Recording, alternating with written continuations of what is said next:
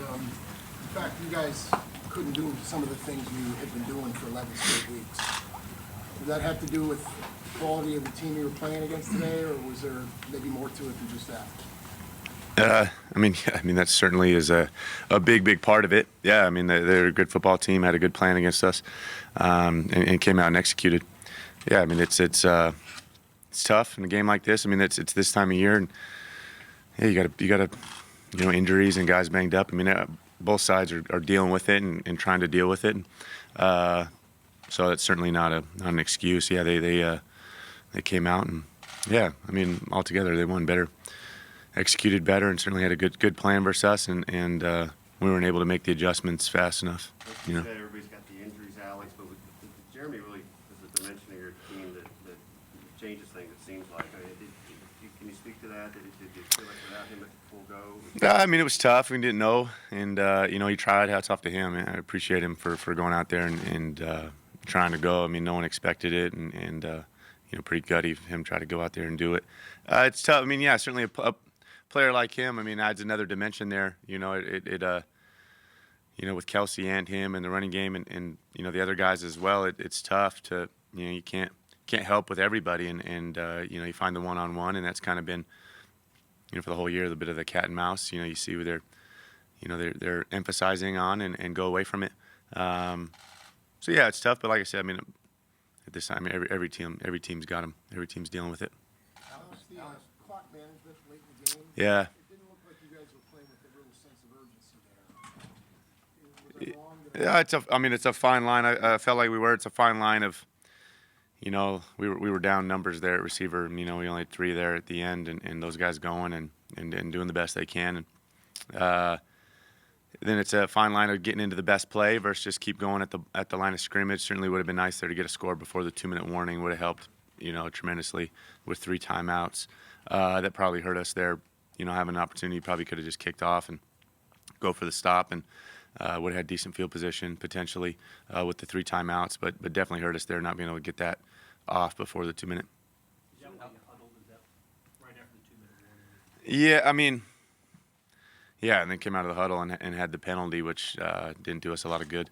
Yeah, you're right there at the doorstep. You're at the 1 yard line, and it's a fine line of, yeah, I mean, you're trying to punch it in. Obviously, if you get stopped, though, the clock's running, and throwing it has the benefit of an incomplete pass, stops the clock. So, then once you back up 5 yards, you obviously we were throwing the football. So. Alex, ebbs and flows in the game, Alex. Where would you put Frankie Hammond returns that punt, puts you guys in pretty darn good field position? Yeah, it would have been big, and we didn't do anything with it. Didn't do any. I mean, 3 and out, I think. We didn't do anything with that field position. You got to be able to take advantage of that when it comes. I mean, you don't know when you get opportunities like that with that kind of field position right on the fringe of field goal range. I mean, if you get any yards there, you probably got points, and we weren't able to do anything. Yeah, looking back, certainly a missed opportunity there. Alex, why did some of those sustained drives you had going in the first half falter in the red zone? It's a great question. I mean, we'll have to look at film. I mean, I think, right now off the top of my head, putting ourselves in some bad third downs, not being productive on first and second down, hurt us. Definitely the difference in the game there early on was the red zone. They went, I don't know, they 3 for 3 when they got in, and we had to settle for some field goals there early, which put us kind of trying to catch up, playing catch up.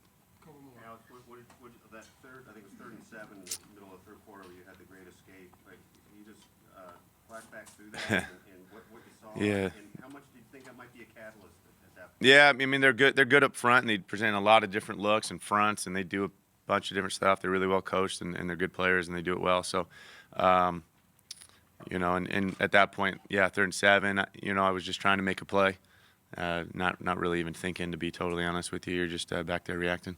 In terms of that, though, did you feel certain like game's already on the line moment? Oh, yeah, a little bit. I mean, I don't remember what the score was exactly at that point, but yeah, certainly at that point, it's try to make a play. I mean, you're trying to be smart with it, but yeah. Alex, probably a tough question in the emotion of the moment, but how are you going to remember this season? What do you think? Yeah, I mean, it's crazy how fast it ends, right? I mean, it's over. That's it. It's over right now, and it's just like that, and we weren't able to get it done today, and so that's how it goes. So, yeah, I mean, There's no real moral victories or anything like that in this deal. It's everybody trying to get that trophy, that ring, and everybody else is